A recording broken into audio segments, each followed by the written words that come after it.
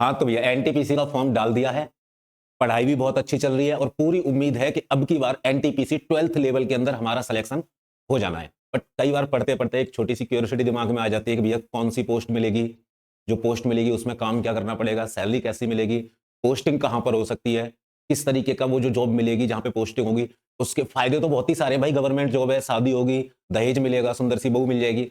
But उसके नुकसान क्या क्या हो सकते हैं वो वाली चीज, गवर्नमेंट जॉब का नुकसान नहीं बट कई सारी चीजें होती हैं कि काम किस कंडीशंस में करना पड़ेगा, वो सारी चीजें वो डिस्कस करते हैं। तो मैं अजीत सिंह स्वागत करता हूं आप लोगों का एग्जाम विधि पर। तो एनटीपीसी 12th लेवल की जितनी भी वैकेंसी जब की साल निकली है उनकी जो पोस्ट है उनमें से 4 मेनली पोस्ट है कमर्शियल कम टिकट क्लर्क, जिसको हम लोग बोलते हैं सीसीटीसी।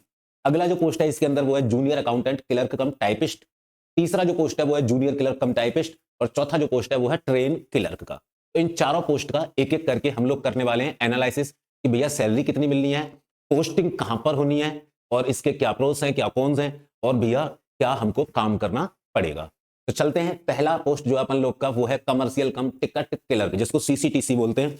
और भैया ये पोस्ट जो होती है ना सब लोगों की फेवरेट होती है। अच्छा मैं आपको एक बात बता देता हूं कि इस पोस्ट की जो मेरिट है सबसे हाई जाती है हर बार, क्योंकि सबसे ज्यादा बच्चे होते हैं इसका जो अपनी प्रेफरेंस होती है पोस्ट वाली उसमें सबसे ऊपर रखते हैं। तो सैलरी बच्चा आपकी इसमें 40 के अप्रोक्स रहती है, 40,000 से ऊपर ही रहती है, लगभग 40 आप मान के चल सकते हैं। पोस्टिंग भैया जब रनिंग ट्रेन जो होती है, जो रनिंग ट्रेन होती है उसके कोचेस के अंदर जो टीटी होते हैं जो आपकी टिकट चेक करने आते हैं वो पोस्टिंग ये वाली होती है। जैसे आपको थर्ड एसी के अंदर पोस्टिंग मिल सकती है, आपको स्लीपर के अंदर पोस्टिंग मिल सकती है, कई बार जरूरत पड़ने पर स्टेशन पर भी इनकी पोस्टिंग कर दी जाती है। ठीक है, स्लीपर में मिल जाए, जनरल में मिल जाए, ठीक है ना। जनरल का थोड़ा सा लोगों को लगेगा बट वो चेंज होती रहती है, ठीक है ना। स्टेशन के सेक्शन में भी लग जाती है और कई बार टिकट काउंटर पर भी आपको लगा दिया जाता है टिकट सेल करने के लिए। कई बार, हर बार नहीं, ज्यादातर केसेस में आपको टिकट चेक ही करना होता है, चाहे वो स्टेशन परिसर हो चाहे ट्रेन के अंदर हो।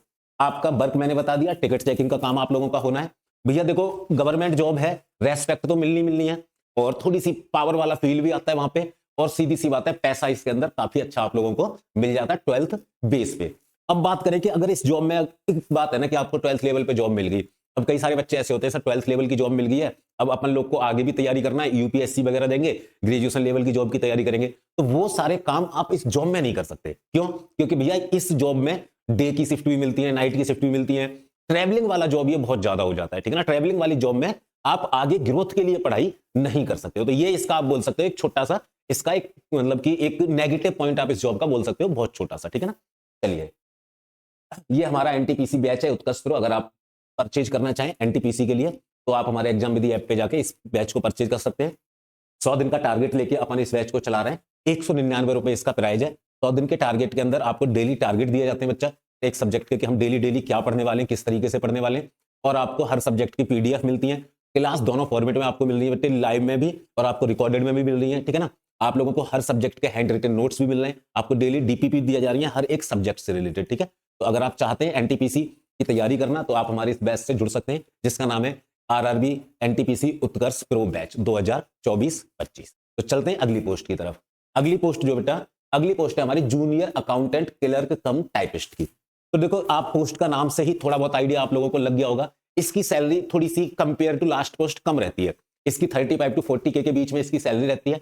आप लोगों की जो पोस्टिंग होती है वो पोस्टिंग यहाँ पे वो वाला मेन पॉइंट है, इन लोगों की पोस्टिंग हमेशा और हमेशा ऑफिस के अंदर ही होती है और नॉर्मली जो डीआरएम ऑफिस होते हैं वहां पर इनकी पोस्टिंग रहती है, ठीक है ना। आप बात करेंगे कि भैया काम क्या रहता है इनका, भैया आपको बोल रहा है अकाउंटेंट क्लर्क और टाइपिस्ट, तो सिंपल सी बात है इनका सैलरी की कैलकुलेशन करना, ठीक है ना, ऑडिट करना, पेंशन बनाना, बिल्स वगैरह बनाना, ये सारे काम इन लोगों के रहते हैं। सेकंड चीज, अगर कोई बच्चा ये जॉब लगने के बाद में आगे के लिए ग्रोथ के लिए पढ़ाई करना चाहता है तो ये जॉब उन लोगों के लिए बहुत अच्छी है, क्योंकि ऑफिस जॉब है, आपको 10 to 5 काम करना है, अपना शिफ्ट कंप्लीट करना है, आपको घर जाना है, ठीक है ना। सेकंड, आपका वीकेंड ऑफ रहता है तो उससे और फायदा रहता है, ठीक है ना। अब इसका छोटा सा नेगेटिव पॉइंट ये है कि अदर पोस्ट के कंपेयर में, कि भाई सेम तैयारी कर रहे हो आप, सेम लेवल पे आप एग्जाम दे रहे हो, तो अदर पोस्ट के कंपैरिजन में इसकी जो सैलरी है ना वो थोड़ी सी कम रहती है, इसका एक नेगेटिव पॉइंट आप ये मान सकते हो। अगली पोस्ट की अगर आप बात करोगे तो जूनियर क्लर्क कम टाइपिस्ट, वही सेम चीज है लगभग, ठीक है ना। इसकी सैलरी भी लगभग 35,000 के समथिंग ही रहती है।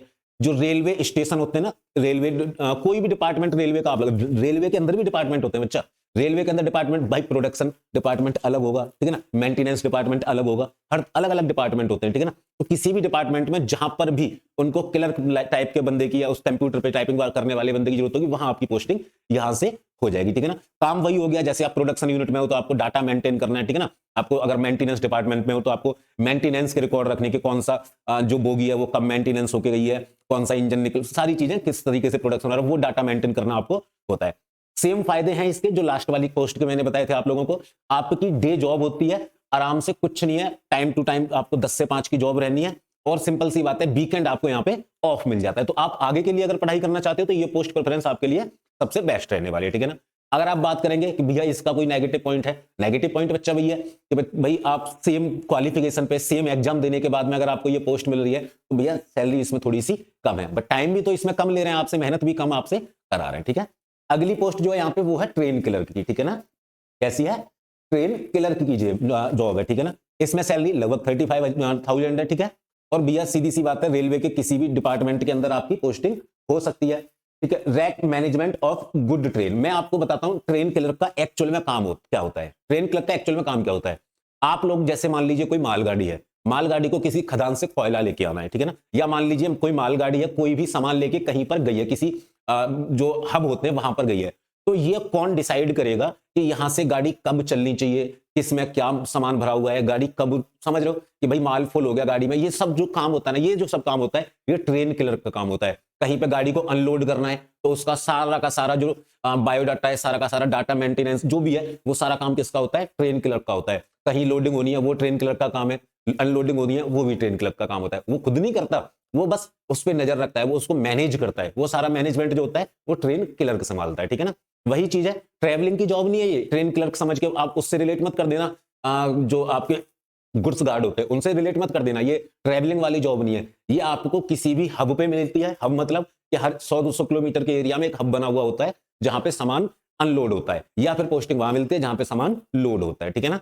तो बच्चे ये सारी पोस्ट की डिटेल है, और अगर आप इन पोस्ट में एनटीपीसी की तैयारी कर रहे हैं तो आप हमारा एग्जाम विधि ऐप डाउनलोड करें और हमारे साथ जुड़ें। हम आपकी तैयारी में आपका और साथ देंगे और आप लोगों की नौकरी और ज्यादा पक्की हम लोग करने वाले। तो मिलते हैं बेटा क्लासेज के अंदर। जय हिंद, जय भारत।